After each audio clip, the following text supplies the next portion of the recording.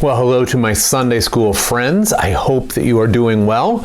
We're continuing to roll right along with our stories, but you know, as you're watching this, if you're watching it in real time, we are coming up on Christmas. And I just want you to remember that God sent Jesus for you. That God sent Jesus because God loves you. And God was not going to let you just wander around and wonder what was right and wonder what was wrong and be lost and foolish and stupid. God was going to do whatever was necessary to bring you home. And so when we celebrate Christmas, we're remembering that God sent Jesus for you, all right? So now maybe you're watching this later, maybe it's not Christmas time. It's true that God loves you no matter what time of the year it is. And let's get back to our stories. When last time we talked about the prophet Elisha, and remember that there was a couple that made a little room for him in their house, a Shunammite couple that made a little room, a little bed and desk and lamp on the roof of their house so that whenever he was passing through, he would have a place to stay. And if you remember, Elisha promised that they would have a son. And they hardly even dared to believe it because they didn't have any children and they wanted children so badly. And Elisha promised them, and a year later, when he came back, they had a little boy. Oh, they were so happy.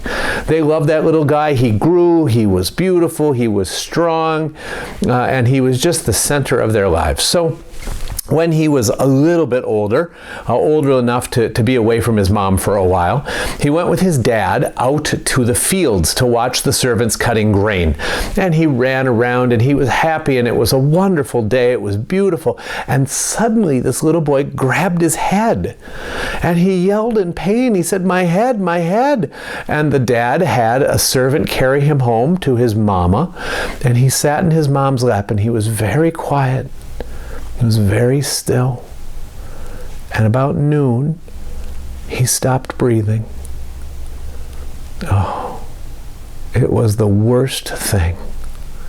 Just the worst thing. And she carried him up to Elisha's room and she put him on Elisha's bed. Then she got a servant and she saddled a donkey and they headed out to find Elisha. And they headed out to Mount Carmel. And Elisha saw them coming, and he knew that something was wrong. And when they got there, she just said to him, "Didn't I tell you not to mock me? Didn't I tell you not to tell me I was going to have a son? And now this." And he knew that something was wrong with the child, but he didn't really know what. And he gave his staff to his servant, and he said, "Run quickly to the Shunammite's house as fast as you can. Don't stop anywhere on the road. Don't greet anyone. If they greet you, you just be rude. You keep going. And when you get there, place my staff, my rod, on the child's face." So the servant took off running, but the Shunammite woman said to him, "I'm not going anywhere. You're coming with me, right? Let's go." And so Elisha got up and he went with her. Now, of course, the servant beat them there. He put the staff on the child's face, but it didn't do anything. And so he headed back and he met his master Elisha and the Shunammite woman on the road, and he said, that didn't do anything, that there's no life in the child. Well, Elisha kept coming, and when Elisha got to the house, he went up to his room and he prayed and he leaned over the child. He put his face by the child's face. He put his hands on the child's hand and he prayed. And he got up and he paced a little bit. And he went back and he did it again. And the child grew warm. And then the child sneezed. And Elisha knew that his life was returning. Oh, he called his mama and she came and he gave the child back to life, back to his mama. And she was so happy, right? She fell at Elisha's feet. She bowed down. She thanked him. She said she knew that he served the one true God, because only God can give life back to those who are dead. And so this is a little story to remind us that God's in charge of life and he's in charge of death, and that we can trust God, that whatever happens to us, we're never in a place where God can't get a hold of us. We're never in a place where God can't touch us. We're never in a place where God can't hold us.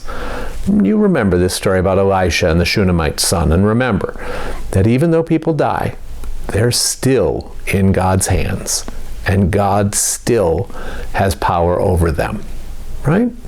Good. You take care. Again, if you're watching this now in real time in December of 2022, I hope that you have a Merry Christmas. I look forward to talking to you soon. Bye-bye.